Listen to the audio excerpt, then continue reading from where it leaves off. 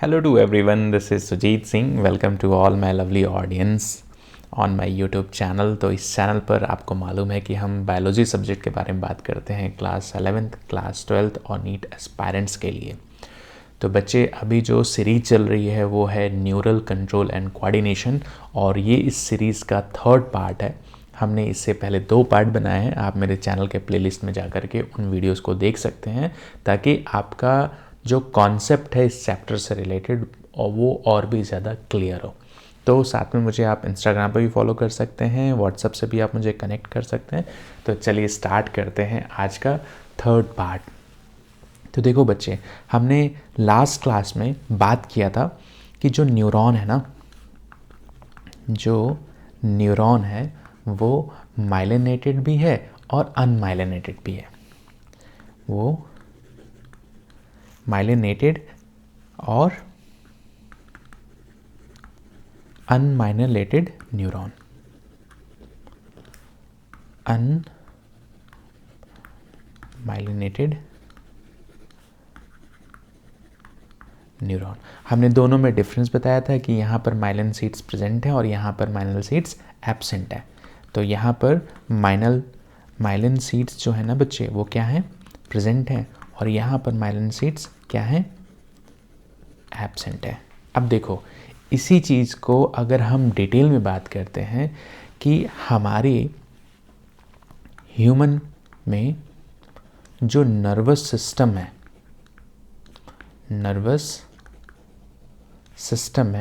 और इस nervous system में अगर हम बात करते हैं सीएनएस की, अगर हम बात करते हैं किसके बच्चे, सीएनएस के बारे में बात करते हैं, मीन सेंट्रल नर्वस सिस्टम, और दूसरा पार्ट है पेरिफेरल नर्वस सिस्टम। तो अगर क्वेश्चन आपसे यहाँ पर अराइज होता है कि ऐसे myelinated seeds central nervous system और पीएनएस पेरिफेरल नर्वस सिस्टम में कौन कौन से हैं, तो आपको मालूम होना चाहिए कि जो सेंट्रल नर्वस सिस्टम में अगर हम बात करें ओलिगोडेंड्रोसाइट्स, तो ओलिगोडेंड्रोसाइट्स जो है ना बच्चे वो एक तरह के माइलिन सीड्स फॉर्म करती हैं और ये बेसिकली सीनस के अराउंड, मतलब आप कह सकते हैं कि oligodendrocytes form a myelin sheet around the central nervous system neuron।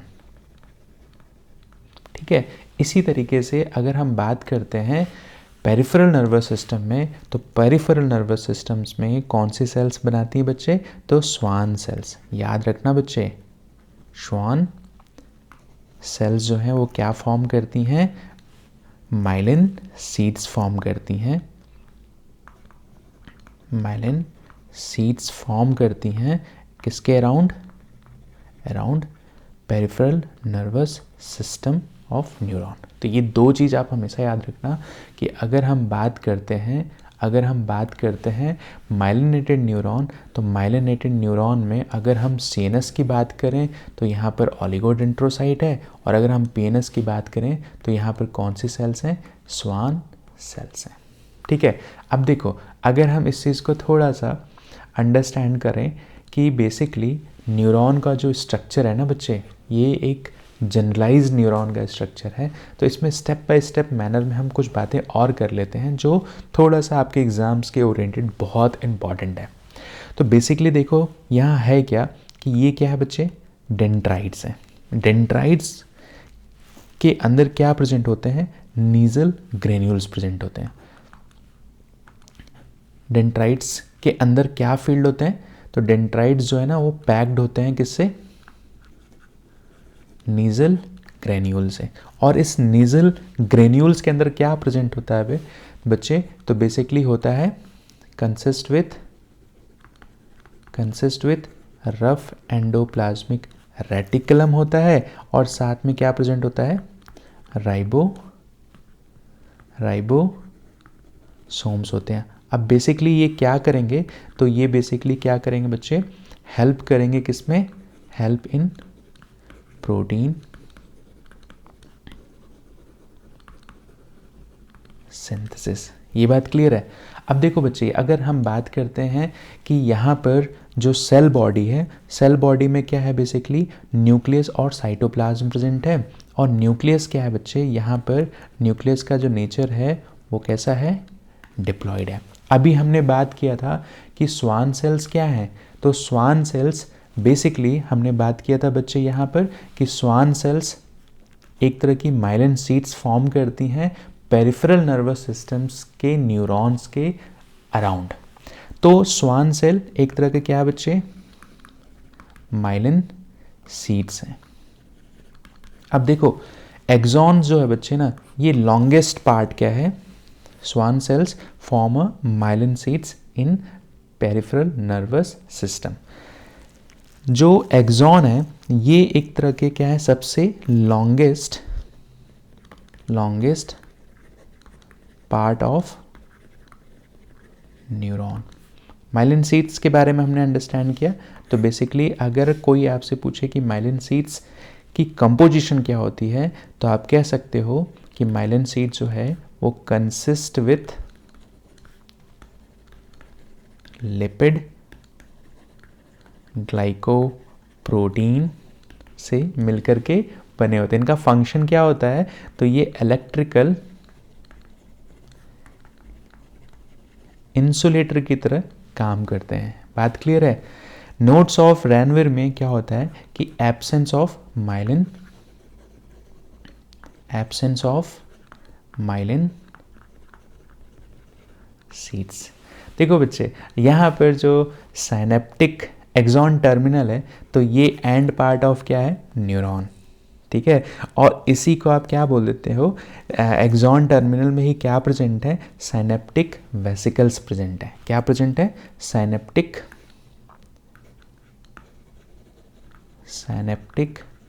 Vesicle, और साथ में यहाँ क्या प्रेजेंट है, सर्कल जी के फॉर्म में क्या है, साइनेप्टिक नॉब।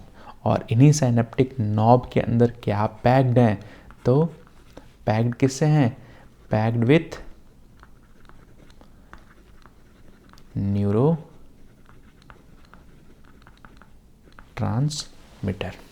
ठीक है, तो यहाँ तक चीज़ें क्लियर है कि बेसिकली ये क्या काम कर रहे हैं। तो यहाँ पर बहुत ढेर सारे साइनेप्टिक नॉब के अंदर क्या प्रेजेंट है, न्यूरो ट्रांसमीटर। तो अगर मैं यहाँ पर बात करूँ, थोड़ा सा डिटेल्स में देखते हैं। न्यूरो ट्रांसमीटर्स जो हैं बच्चे, तो न्यूरो ट्रांसमीटर जो हैं ये बेसिकली इनका नेचर तो हम आगे चल के डिटेल में देखेंगे, बट आप यहाँ देख लो कि न्यूरो ट्रांसमीटर जो होते हैं ना, वो एक तो होते हैं बच्चे एक्साइटेटरी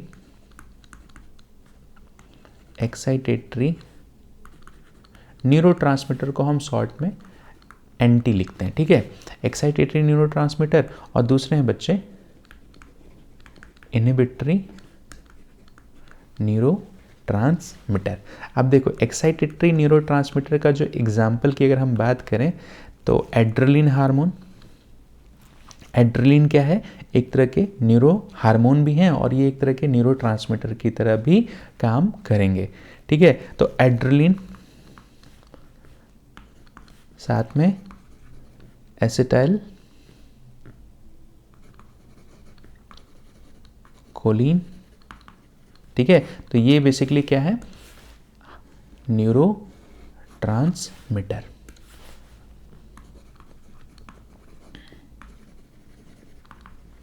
क्लियर है। अगर हम बात करते हैं इनहिबिटरी ट्रांसमीटर के कुछ एग्जांपल्स क्या हैं, तो आप अंडरस्टैंड कर सकते हैं, जैसे गाबा रिसेप्टर्स हैं, ये इनहिबिटरी न्यूरोट्रांसमीटर है।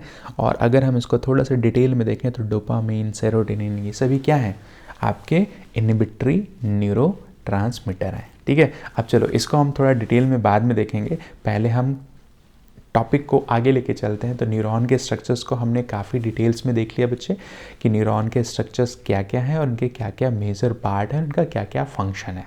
ठीक है, अब देखो बच्चे, अगर हम टॉपिक को आगे की तरफ लेके चलते हैं, तो हम यहाँ पे बात करते हैं generation and conduction of nerve impulse.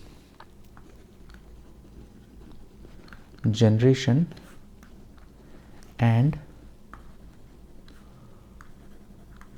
conduction of nerve impulse। तो देखो, अगर इस टॉपिक को अंडरस्टैंड करना है तो थोड़ा सा आपको अंडरस्टैंड करना पड़ेगा कि हमने यहाँ पर जो बात किया है बच्चे, बेसिकली अगर मैं बोलूँ इस चीज़ को अंडरस्टैंड करना बहुत ध्यान से। हम किसके बारे में पढ़ रहे हैं बच्चे? ह्यूमन के बारे में पढ़ रहे हैं, और ह्यूमन के अंदर क्या है? उसका एक खुद का न्यूरोनल सिस्टम है, या आप बोलते हैं नर्वस सिस्टम है। क्या है बच्चे? नर्वस सिस्टम है। इस नर्वस सिस्टम के अंदर क्या प्रेजेंट है? न्यूरॉन्स प्रेजेंट है। ठीक है, अब ये जो न्यूरॉन्स है ना बच्चे, वो एक तरह के एक्साइटेबल सेल्स हैं। क्यों? ये एक तरह के क्या है बच्चे? एक्साइटेबल सेल्स हैं। और ये एक्साइटेबल सेल्स हैं ना, ये due to presence of polarized state. क्यों? क्योंकि एक्साइटेबल होने की वजह से इनके मेम्ब्रेन क्या होती है बच्चे? पोलराइज्ड स्टेट में होते हैं। अब देखो, इस बात को रिलेट करना जो हमने यहाँ पर अंडरस्टैंड किया, ह्यूमन के अंदर अपना खुद का एक नर्वस सिस्टम है। इस नर्वस सिस्टम का स्ट्रक्चरल फंक्शनल यूनिट कौन है? तो न्यूरॉन है। और न्यूरॉन एक तरह के एक्साइटेबल सेल्स हैं जो एक मेम्ब्रेन पर पोटेंशियल फॉर्म करते हैं, और पोटेंशियल फॉर्म होने की वजह से वो एक पोलराइज स्टेट में कन्वर्ट हो जाते हैं। ठीक है, अब देखो, अगर ह्यूमन क्या है? एक तरह के क्या है बच्चे? एनिमल है। एक तरह के क्या है? एनिमल है। अब अगर हम बात करें कि एनिमल सेल्स की अगर हम बात करें, तो यहाँ पर इन एनिमल सेल्स को दो कैटेगरीज में डिवाइड किया गया है। दो कैटेगरीज में क्या किया गया? डिवाइड किया गया। एनिमल के अंदर जितनी भी सेल्स है ना, उन सेल्स को दो कैटेगरीज में डिवाइड किया गया है। एक को बोला गया है इलेक्ट्रिकली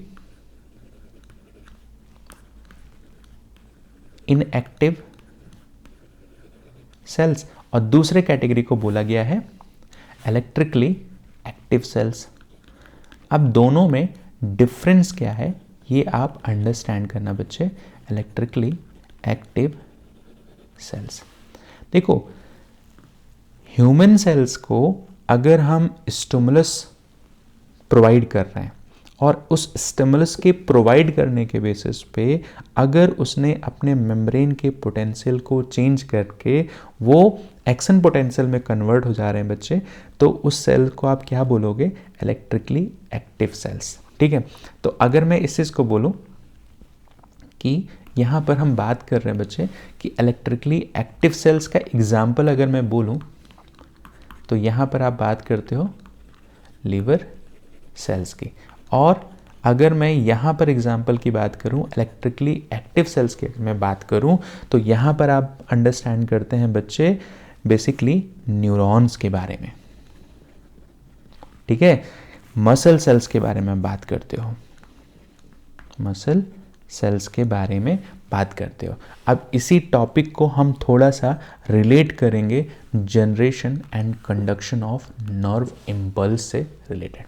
ठीक है, अब देखो, हमने यहाँ पर अंडरस्टैंड किया बच्चे, ध्यान से समझना, हमने यहाँ पर अंडरस्टैंड किया कि जितनी भी एनिमल सेल्स हैं उसमें दो तरह की प्रॉपर्टीज़ हैं। दो तरह की क्या प्रॉपर्टीज़ हैं?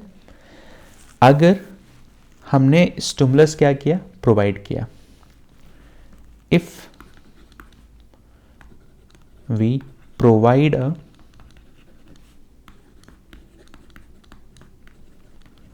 स्टिमुलस, अगर आपने स्टिमुलस प्रोवाइड किया और स्टिमुलस प्रोवाइड करने के बाद भी एक्शन पोटेंशियल में कन्वर्ट नहीं हो पा रही है सेल्स, तो यहाँ पर if we provide a stimulus to cell,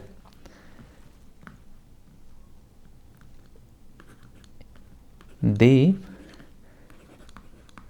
does not generate a action potential. देखो इन सारे टर्म्स को ना धीरे धीरे चीज़ें क्लियर होंगी, अभी स्टार्टिंग में थोड़ा टफ है, बट इन सारे टर्म्स को बस समझो कि क्या टर्म्स डिफाइन कर रहे हैं। तो जितनी भी एनिमल सेल्स हैं ना बच्चे, उनको दो ब्रॉड कैटेगरीज में डिवाइड किया गया है। एक को बोला गया इलेक्ट्रिकली एक्टिव सेल्स और दूसरे को बोला गया इलेक्ट्रिकली इनएक्टिव सेल्स। तो अगर किसी सेल को आपने स्टिमुलस प्रोवाइड किया और उस सेल ने एक्शन पोटेंशियल जनरेट नहीं किया, तो वो सेल क्या कहलाएंगी? Cells called as electrically inactive cells. और इसी का एग्जाम्पल हमने क्या अंडरस्टैंड किया था? Liver cells. बात क्लियर है? अब देखो इसी चीज़ को अगर मैं बोलूं कि आपने क्या किया, स्टिमुलस प्रोवाइड अ स्टिमुलस, ये सेल्स ने क्या जनरेट कर लिया? Generate a action potential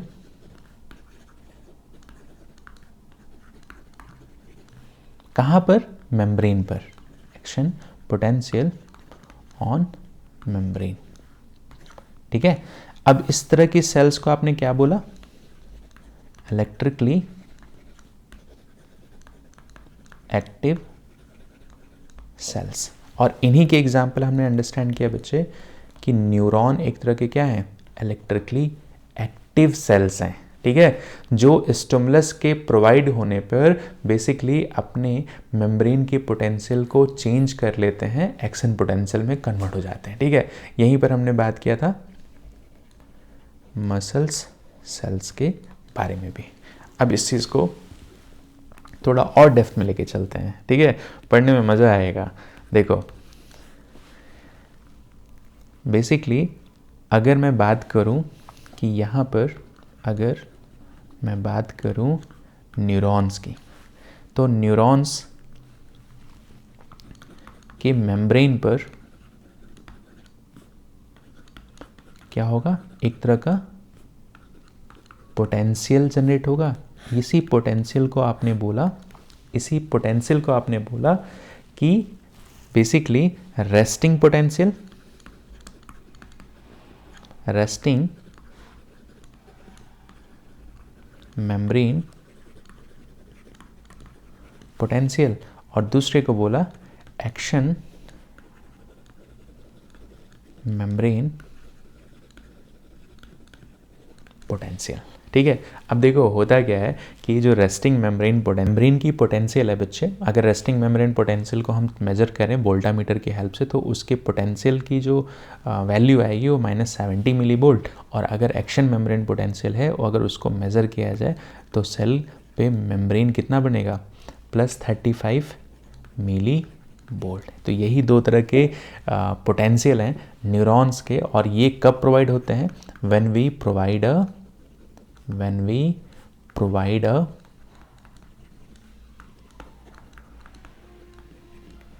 stimulus. ठीक है, अब देखो ये चीज़ तो थोड़ा सा समझ में आ रहा है। अब यहाँ पर रिलेट करना कि जो न्यूरॉन की मेम्ब्रेन है ना बच्चे, जो न्यूरॉन की मेम्ब्रेन है, आप इसको अंडरस्टैंड करना कि जो न्यूरॉन की मेम्ब्रेन है वो वहाँ पर बेसिकली अगर मैं बात करूँ तो ज़्यादा से ज़्यादा परमिबिलिटी, क्योंकि न्यूरॉन की मेम्ब्रेन पर बहुत डिफरेंट टाइप के क्या प्रेजेंट हैं? न्यूरॉन की मेम्ब्रेन पर बेसिकली यहाँ पर डिफरेंट टाइप के क्या प्रेजेंट है? प्रोटीन्स प्रेजेंट हैं। ठीक है, अब वो प्रोटीन्स कौन कौन से हैं? तो अगर मैं बात करूँ यहाँ पर चैनल्स के बारे में, तो बेसिकली डिफरेंट टाइप्स के क्या प्रेजेंट हैं? चैनल्स प्रेजेंट हैं। इस मेम्ब्रेन पर कुछ प्रोटीन्स प्रेजेंट हैं जो एक्ट करेंगे बच्चे किसकी तरह, एक्ट एज अ चैनल। अब यहाँ पर अगर मैं बात करूँ तो पहला जो चैनल प्रेजेंट है वो क्या है बच्चे, वोल्टेज गेटेड चैनल, ठीक है। दूसरा है बच्चे लीकी चैनल, तीसरा है लिगेंड गेटेड चैनल। तो बेसिकली न्यूरॉन के मेम्ब्रेन पर ये प्रोटीन्स प्रेजेंट हैं जो एक्ट करती हैं, जो किसकी तरह काम कर रही हैं, चैनल्स की तरह काम करती हैं, ठीक है। वोल्टेज गेटेड चैनल है, लीकी चैनल है और लिगेंड गेटेड चैनल है। अब ये इस मेम्ब्रेन के बारे में एक और इम्पॉर्टेंट पॉइंट यहाँ ध्यान देना कि ये जो मेम्ब्रेन है ना बच्चे, ये मोर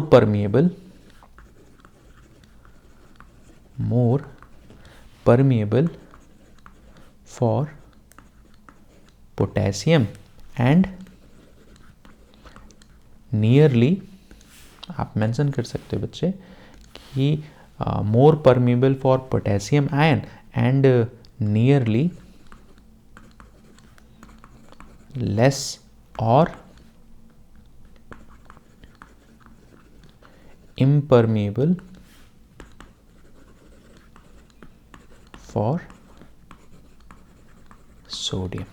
ये बात क्लियर है। अब देखो यहीं पर अगर मैं बात करूं कि सोडियम पोटेशियम जो पंप है, सोडियम पोटेशियम पंप के बारे में भी हम अंडरस्टैंड करेंगे, ठीक है। तो सोडियम पोटेशियम पंप के बारे में अगर मैं आपको बताऊं तो सपोज ये क्या है, आपकी मेम्ब्रेन है, ठीक। इस सोडियम पोटेशियम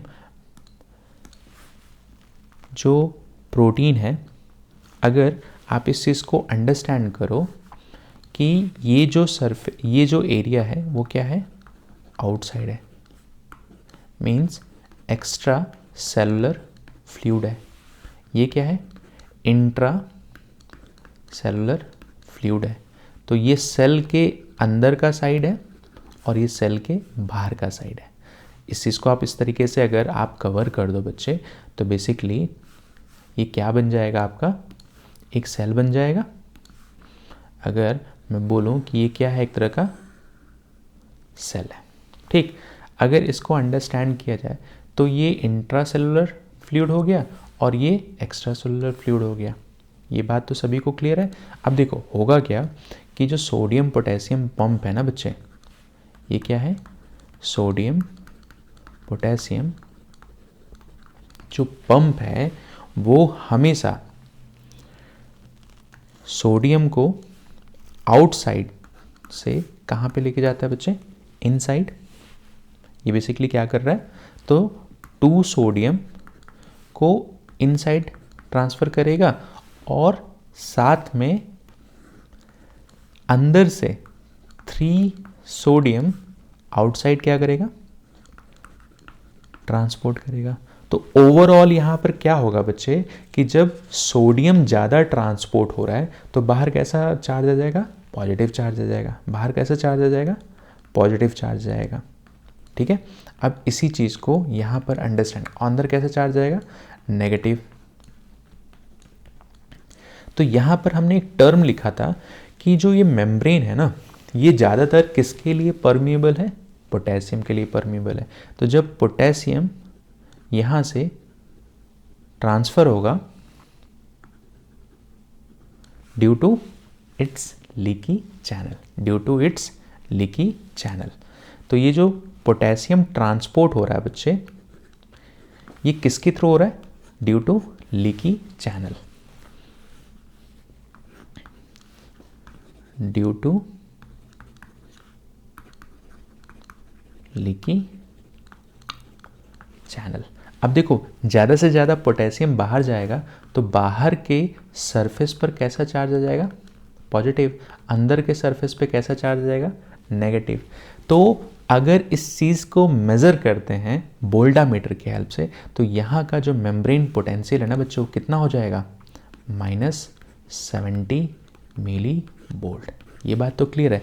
तो जब सेल के मेम्ब्रेन की पोटेंशियल अगर 70 मिली वोल्ट है तो इस स्टेट को ही आप क्या बोलेंगे? Resting membrane potential. ठीक है, ये बात तो क्लियर है। अब देखो होगा क्या, साथ में यहाँ पर क्या प्रेजेंट है? तो साथ में यहाँ पर सोडियम गेटेड चैनल प्रेजेंट है। इस चैनल के थ्रू सोडियम क्या होगा? अंदर आएगा। जब सोडियम अंदर आएगा तो सेल के अंदर क्या जनरेट हो जाएगा? पॉजिटिव। तो सेल के बाहर नेगेटिव। नेगेटिव कहने का मतलब ये है कि अंदर ज़्यादा पॉजिटिविटी हो जाएगी बाहर के कंपैरिजन में। तो यहाँ पॉजिटिव और नेगेटिव के फॉर्म में रिप्रेजेंट किया जा रहा है। तो इसी चीज़ को हम बोलते हैं क्या बच्चे? अब सेल कैसी हो जाएगी? Action means action membrane potential.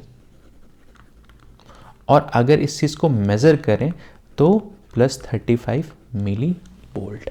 बात क्लियर है? अब होगा क्या, यहाँ पर क्या हो रहा है कि सेल पहले पोटेशियम लीकी चैनल की वजह से पोटेशियम बाहर की तरफ फ्लोट किया, तो यहाँ पर रेस्टिंग मेम्ब्रेन पोटेंशियल, साथ में यहाँ पर क्या मिला? स्टिमुलाई मिला, स्टिमुलस। तो फाइनली सोडियम अंदर आने लगा और सोडियम अंदर आने की वजह से यहाँ पर क्या जनरेट हो गया? Action potential. और यहाँ पर क्या प्रेजेंट है? यहाँ पर प्रेजेंट है एक और प्रोटीन जिसको आप बोलते हैं क्या बच्चे? ये क्या है? पोटेशियम वोल्टेज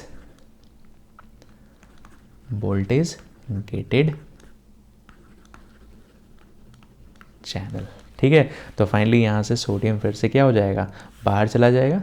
सोडियम बाहर जाएगा और सोडियम जब बाहर जाएगा तो दोबारा से क्या स्टेट बन जाएगी? बाहर पॉजिटिव, अंदर नेगेटिव। तो इसी स्टेज को आपने क्या बोला? Resting membrane potential. ठीक है, और अगर इसको चेक करोगे बच्चे तो -70 मिली वोल्ट। यहाँ तक चीज़ें क्लियर है सभी को?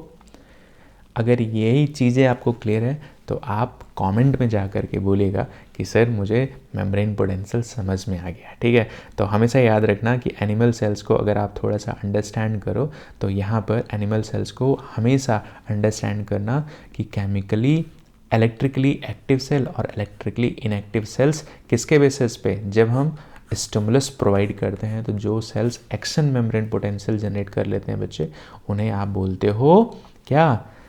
Action electrically active cells. ठीक है, और यहाँ पर सारे कॉन्सेप्ट्स को हमने काफ़ी डिटेल मैनर में एनसीईआरटी में तो बहुत प्रिसाइज मैनर में दिया है, आपको वर्डिंग समझ में नहीं आएगी, लेकिन इस चीज़ को अंडरस्टैंड करना कि न्यूरॉन के मेम्ब्रेन पर बहुत डिफरेंट टाइप्स के प्रोटीन्स प्रेजेंट होते हैं और ये प्रोटीन चैनल की तरह काम करते हैं जो स्पेसिफिक आयंस को ट्रांसपोर्ट करने में हेल्प करते हैं। और न्यूरोनल सेल जो है एक तरह के इलेक्ट्रिकली एक्टिव सेल है, जब इसे स्टिमुलस मिलता है तो ये अपने मेम्ब्रेन के पोटेंशियल को क्या कर लेते हैं? चेंज कर लेते हैं। तो बच्चे मेरे चैनल के लिंक को ज़्यादा से ज़्यादा फ्रेंड सर्कल में शेयर करो ताकि सभी का बेनिफिट हो। Thank you very much to all of you.